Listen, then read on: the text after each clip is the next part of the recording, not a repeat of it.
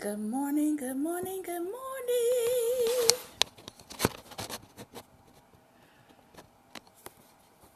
All right. Good morning, good morning, good morning, good morning. And welcome to Daring Dialogues. I'm your host, Shantae Charles. Welcome, welcome, welcome. Good morning, good morning. Had a little bit of technical difficulty trying to get in today, but I am in, and I thank God for it. Good morning. If this is your first time with us, you can type in where you are tuning in from. And we are happy to have you with us today. This is episode 67. We have been going since January. Good morning. And so for those of you who are new with us, we do this every single day, Monday through Friday, 11 a.m. Eastern Standard Time. And we cover everything from relationships to finance to business tips to theology to just plain old motivation for your day.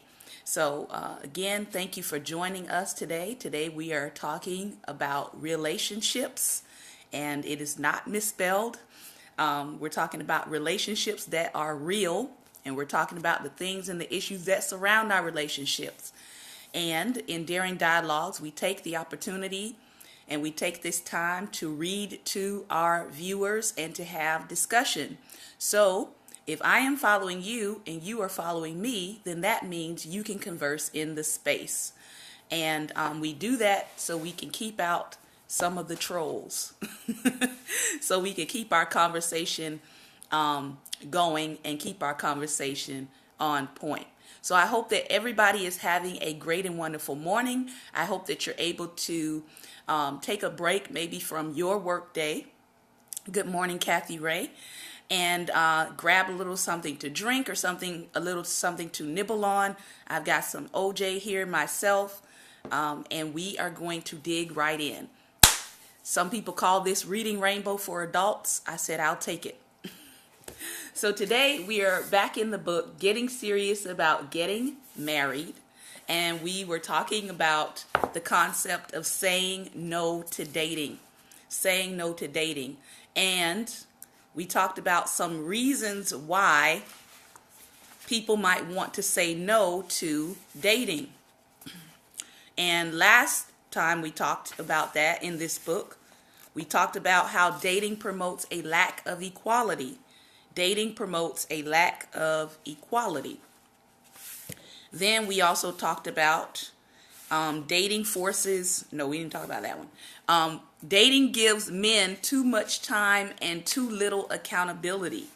So we talked about that and how because of the way that dating is set up, it is not really set up to protect women. It is not really set up to protect a woman's virtue. It's not set up to protect a woman's time. Under dating, she really doesn't have a guarantee that the man that she is seeing is going to marry her, right? She can spend anywhere between 3 months to 12 months to 3 years to 7 years of her life hoping and wishing and praying that the person that she's involved with is going to make a permanent covenantal commitment. And at the end of, 5, 7, 10 years, I've heard this and seen it, right? Where a girl or a woman may be dating a guy for 3, 5, 7, 10 years, and they'll break up. And then next thing you know, 6 months later, he's gotten married to someone else. So you have to ask the question of, does dating promote a lack of equality? And one of the conclusions we came to the last time we were talking about this is that it doesn't. All right. So let's look at some other reasons why you might want to say no to dating. Okay. And it's okay to disagree. I know some people teach that dating is good for the believer, and I disagree. And so I will not counsel people to date. I will counsel people to court. right? I will counsel people to, make sure your relationship is going somewhere, that it has intention towards marriage, that it's not just, you wasting each other's time. So here's another reason. It says, dating is inefficient and not very effective. Dating is inefficient and not very effective. And this is what the writer has to say. It seems to be a given amongst most people today that it takes an unlimited and possibly an untold number of dates before it's time to head for the altar. It can take years or even decades before dating ends and marriage begins.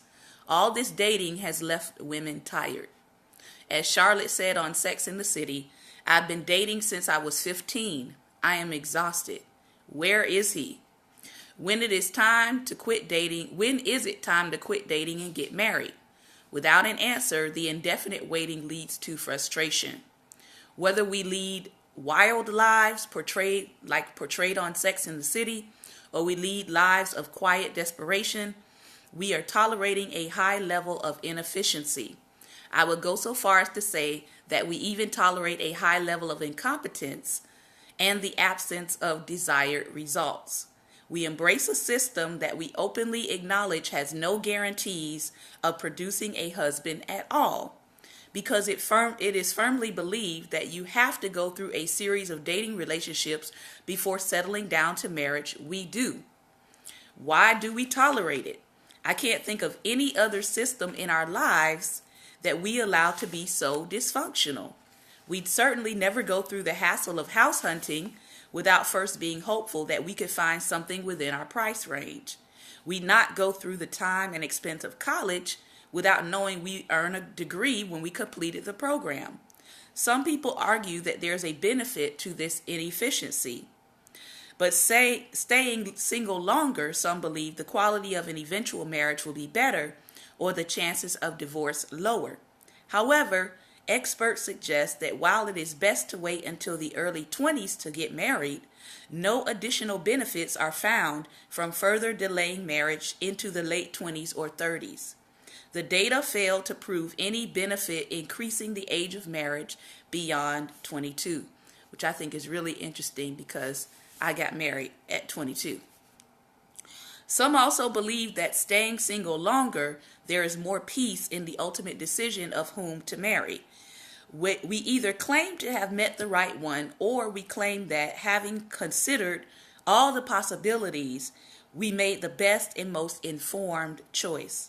Of course, the downside to all of this is that after years of serial dating, we can go on to repeat the cycle with no guarantee that we'll meet Mr. Right in the next year or 2 or 10. Because dating is the primary method for finding a husband, we have an inherent need to rationalize its lack of efficiency. We ask ourselves questions like, what did I learn from that relationship? What about him do I want in a husband? What about him don't I want in a husband? We push to stay friends after a dating relationship ends so that the time we've spent wasn't a total waste. We assume that a lesson learned, no matter how small, offsets the time and personal investment lost in the process. We grasp for some benefit, even as we know that nothing more can be gained from continued association with a guy who clearly turned out to be Mr. Wrong. Because people date for many different reasons: for fun with no strings attached, for sexual experimentation, for someone to take care of you because your mom won't anymore, or for finding a spouse. It's hard for a woman to find out if the man she's dating has the same motivation. Of course, even if they are on the same page, it takes time to discover all those hidden traits that aren't so apparent at first. Is he a slob? Is he cheap? Is he a pervert? Is he a drunk? Granted, he may not be any of those things and be nearly perfect. But if he's not, many women throw good time after bad, hoping to change or reform him without success. And then it's time to send him packing and start the cycle again. This time, hoping the flaws won't be so major. So what do y'all think about that? She's basically saying that because there's so much reasons why people date, that it can be hard to figure out if you and the person have the same motivation. Because in dating, right, there's no real commitment to a marriage. You're saying we're together, but there's no real commitment to what are you together for, right? I see people who are dating, and I really want to say to them, you're not really dating, you're actually courting. Because the people that I see using the word dating, they're actually in a serious relationship and they are looking with a view towards marriage. So they're technically not dating, they're actually courting. Dating is not set up for that. Dating is set up for, I'm having a good time, I'm enjoying this person, and if it leads to something deeper, great. If it doesn't lead to something deeper and I get tired of you, then we will break it off and I will move on. Okay? Here's another reason why she says you might want to say no to dating. Dating leads to unrecoverable losses. Dating leads to unrecoverable losses. When dating continues like this, something is often lost that can rarely be recovered. I'm not just referring to dating is acting in or testing the waters. Very true. When dating continues like this, something is often lost, she said, that can rarely be recovered. I'm not just referring to virginity, which is lost by many women before marriage. I'm talking about time, trust, innocence, and passion.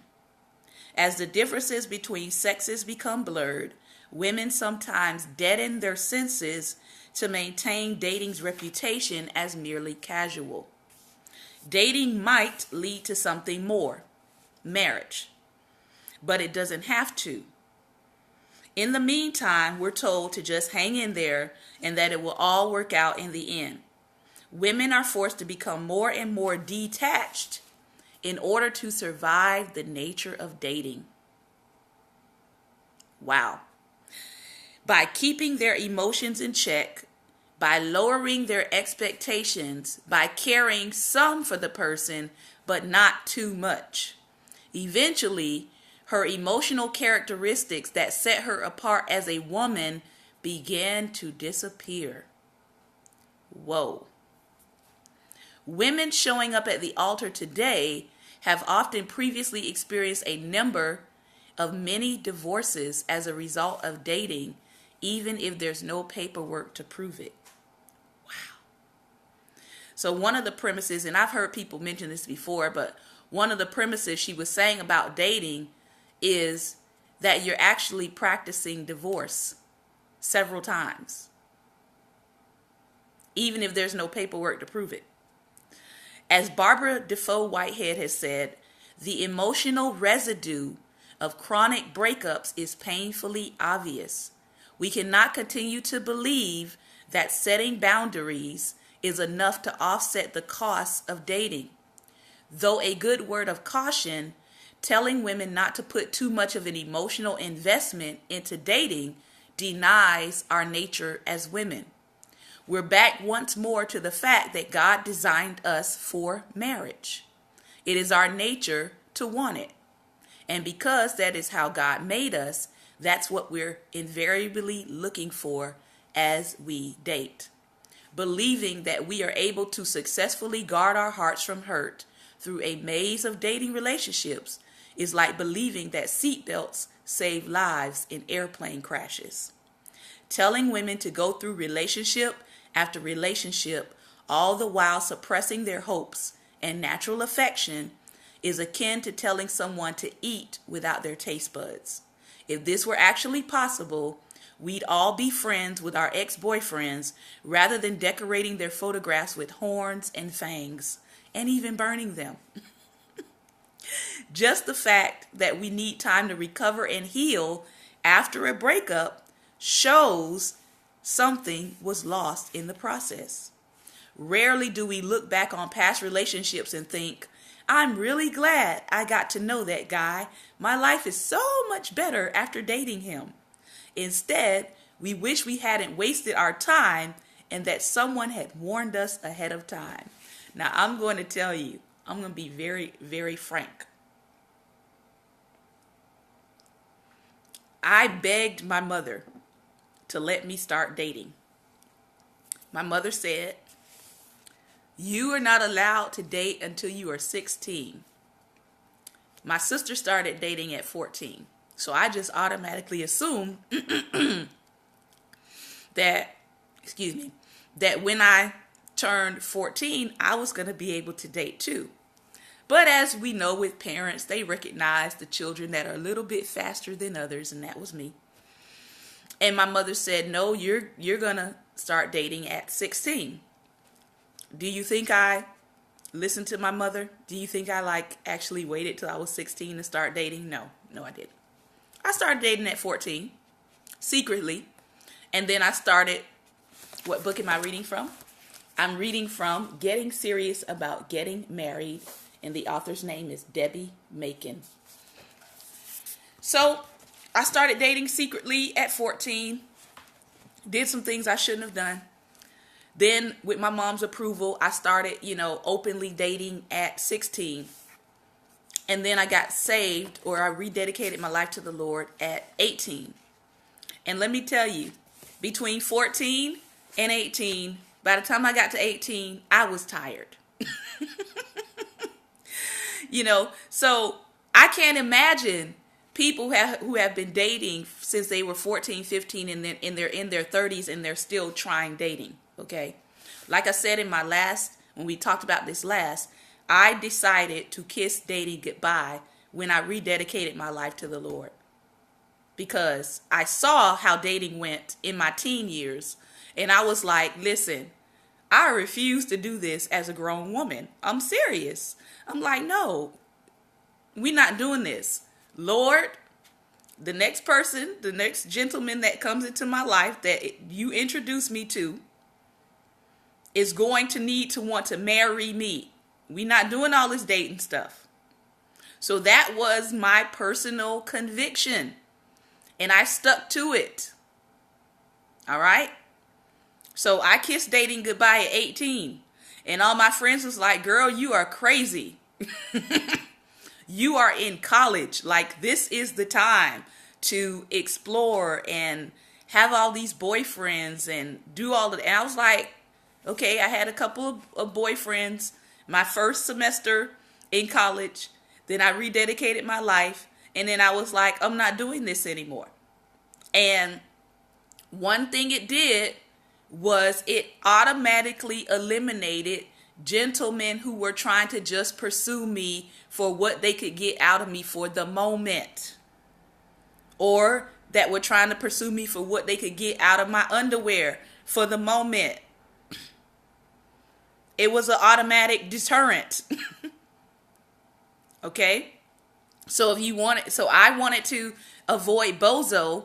The easiest way to avoid bozo was to simply say, hi, I'm not dating. I don't do dating. It's courtship or nothing at all. You either have an intention towards marriage or you don't. So that eliminated bozo. Praise the Lord.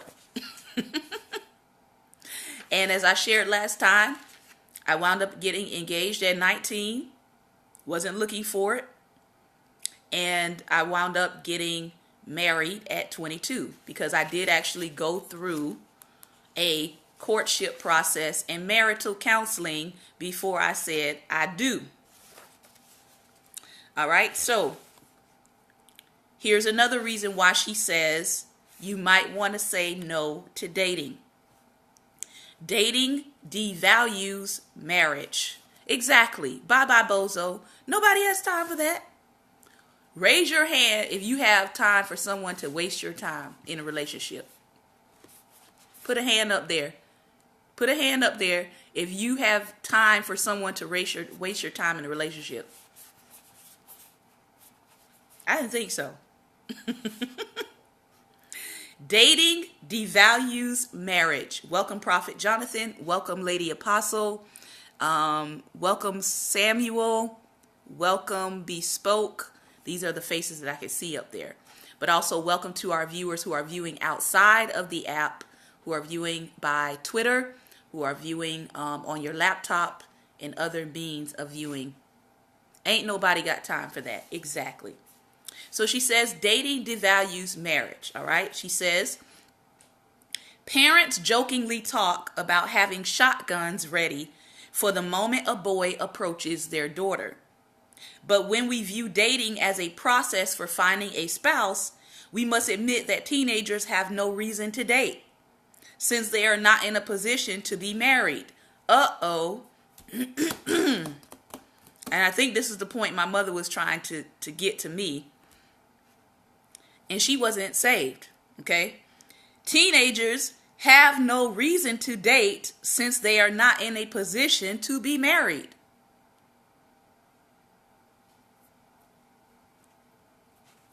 Okay, I'm going to leave that to the parents.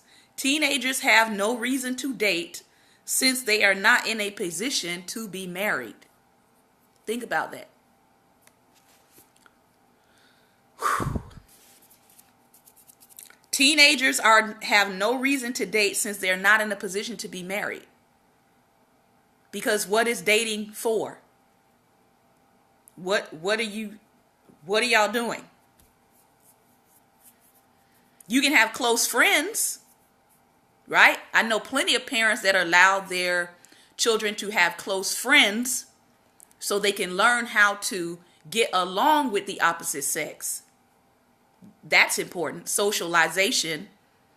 So you don't go to college and be acting wild and crazy because your parents have,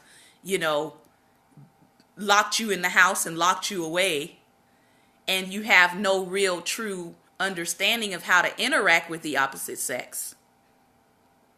I was told the 3 B's. Boys brings babies. So that was an automatic no. All right. So you want your child to be socialized enough to be able to engage with the opposite sex. You don't want them to be awkward. We get that. But again, teenagers are in no position to be married, so they really shouldn't be dating. And I think that, sometimes parents have a hard time finding the balance between that. Should I let my children, fraternize with the opposite sex? Or should I just lock them in the house away from all social activities with the opposite sex? Well, we do know the latter option tends to make children more rebellious, and they tend to leave your house and act a good fool once they hit the college, because they have not been socialized on how to properly relate to the opposite sex. Okay? One of my friends in our high school years, this was her story. She was very, very, very reserved. Her parents did not allow her to date. Oh, well, I hope that God is mending her heart so she won't completely be done. But this young lady, she was, very on the intelligent side. She was on the nerdy side. And her mom did not allow her to date. She pretty much, did the school activities, did the, clubs and stuff. And then the school clubs, and then she went home. Right? So all this time, we thought that she was a very, shy, kind of reserved person. Well, she got to college, and it was like all restraint was gone. Like, because she had been restricted so tightly, it was like she lost all restraint. And my friends, I know we were all shocked that this quiet, shy, reserved girl literally turned into like the campus, she turned into that girl that all the guys on campus were interested in having a piece of. And it got to the point where her name and her reputation was being bandied about so badly that the administration of the school actually had to expel her. She was expelled, not just because of her grades, but because of her reputation. Now, I don't know where she went after that. I don't know what college she wound up going to after that. But I do know that she was expelled and sent home because she had lost all restraint. And it was literally like bringing a shame to the university. It wasn't the university I went to. It was one in the same town. But that was horrific because I'm just like, wow, here's somebody that, I grew up with, very nice girl. But because of the tight restriction she had on just even getting to know the opposite sex, she gets to college and it's like, I guess she thought men were candy or something, and so she just started experimenting with the variety, so to speak. And so I look at that example and I was like, man, maybe she should have had, some interaction with the opposite sex. Maybe she wouldn't have gone off the rails. So I say that to say, even though she's saying here, teenagers have no reason to date since they're not in a position to be married, you still should be socializing your child in how to correctly relate to the opposite sex. Okay? So, if you're that parent that's like, no, you can't look at a boy, you can't talk to a boy, you can't be on the phone with a boy, like, I want you to consider what you're doing to your child. Okay? Just a little balance there. She says, I believe that we must outline dating as a serious adult activity with a specific goal in mind, marriage. When we are unwilling to define dating or courting by this intended purpose, we send the message to young people that dating is casual. When we as women have been trained in this school of thought from the beginning, it is hard for us to then hold men accountable to the fact that a dating relationship or a courting relationship should lead to marriage. To do so makes us look like we've turned the tables or changed the rules on them halfway through the game. So what she's saying is, if you're going to go with the premise of dating, you should make it clear up front that your intention is for whoever you're in a relationship with, that you intend for it to lead to marriage. You don't need to get into the relationship 3 months down the line, 6 months down the line, a year down the line, and then say, well, I thought you were going to marry me, or I thought you had intentions to marry me. Because now for him, it appears that you are changing the script. Whereas if you're upfront about what your intentions are, he can make up his mind right then and there whether or not he wants to go any further. And I will tell you, like several of my male friends who mentor and who coach really on this subject matter, all of them have said the same thing. And that is, men generally know whether or not they want to marry you. After about 30 days, they generally know.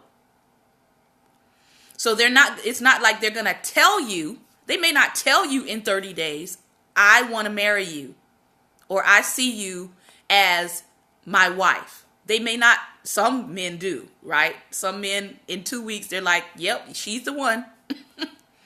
But they both agreed that generally in 30 days, a man knows whether or not he wants to marry you or whether or not he plans to marry you. Okay? If there's any gentlemen on there, somebody tell me something. In about 30 days, they know whether or not you're going to make a wife for them. So, 30 days, they've got a good idea of whether or not, do I want her to have my kids? Or is this just a relationship to tide me over until I really get my eye on the person that I want to marry and spend the rest of my life with? And he says, good, both for you, says maybe 90 days. All right. So he may not come right out and say that, but If you, as the woman, say, I want to be in this relationship because I have the intention of marriage, it gives that man an opportunity to say, do I want to go further or not?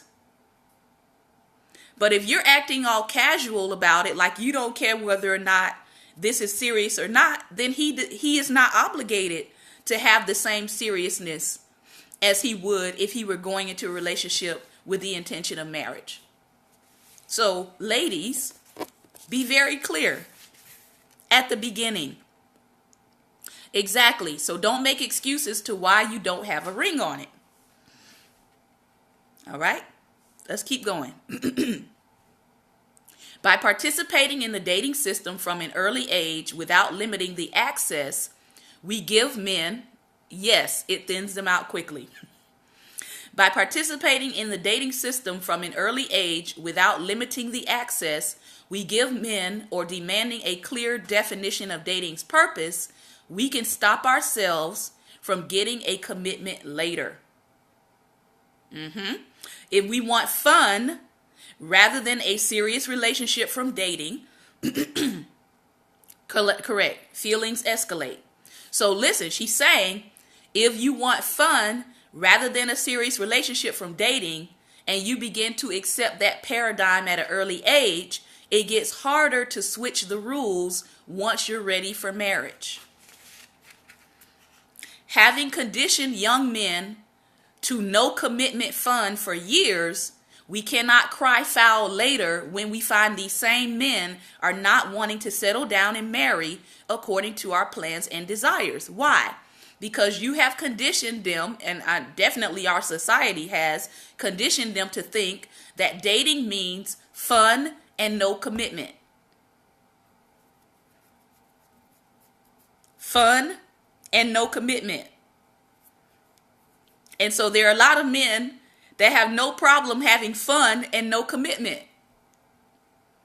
And they will have fun for 3 months, and they'll go have some more fun for 6 months, and then they'll have fun with another woman for a year. Because that's what our society has conditioned dating to mean. So when I say I'm not interested in dating, I'm only interested in courtship, I've already made a distinction between what kind of woman I am and what kind of woman I am not. You don't play with me. All right? I'm just trying to help our sisters today. All right? So men are left wondering, once we have done this, men are left wondering why it has to be all or nothing. The reason they think this is because for the longest time, dating didn't have to be anything or even have a purpose. Yes. Why do we tell guys that? Somebody help me with that. Why do we tell young men to sow your wild oats? Everybody knows what oats are, right? Met my wife, married her in 8 months, been together 28 years. Awesome. Great testimony. So why do we tell men to sow their wild oats? And then we get upset when wild oats are produced. Never know, but we tell the girls to look for husbands. Exactly.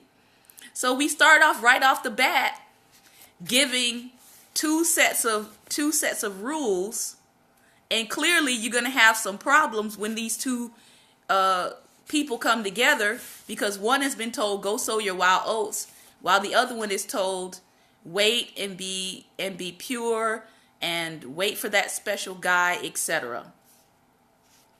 Good. I make sure to school my younger bros not to do so. Awesome. So we got to go back to what are we teaching, first of all, to both sexes? What are we teaching?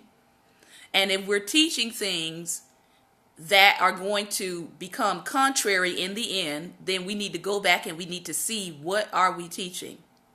I was reading last night and I've been studying this because I definitely want to teach on it at some point. I was reading Hosea chapter 4. And in Hosea chapter 4, God gives this scathing rebuke to men. And I don't think I've ever heard anybody talk about it. And in Hosea 4, he begins to talk about the daughters of the land and how they have turned to whoredoms. They've turned to just ungodly living. But God points it back to the man.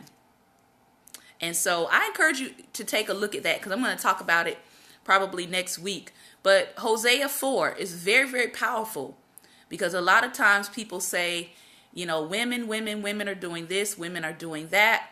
You know, we look at prostitution and that whole prostitution trade.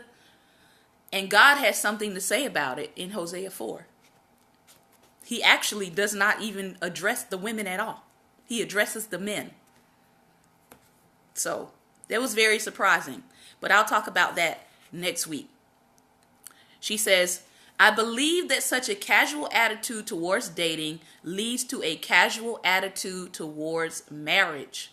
We often give something value based upon how much we had to work for it or how much we put into it.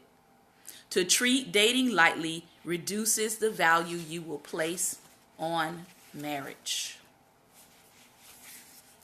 All right. So those were some of her reasonings as to saying no to the dating game. Let me check my time here. All right. We are done with part 1. We're going to come back and we're going to talk about this issue, this concept she has called enlisting agency. So I'm going to ask, we're going to take a commercial break and we'll be back with part 2 in 30 seconds. Hope that you will come back in and join us for part 2 of Daring Dialogues.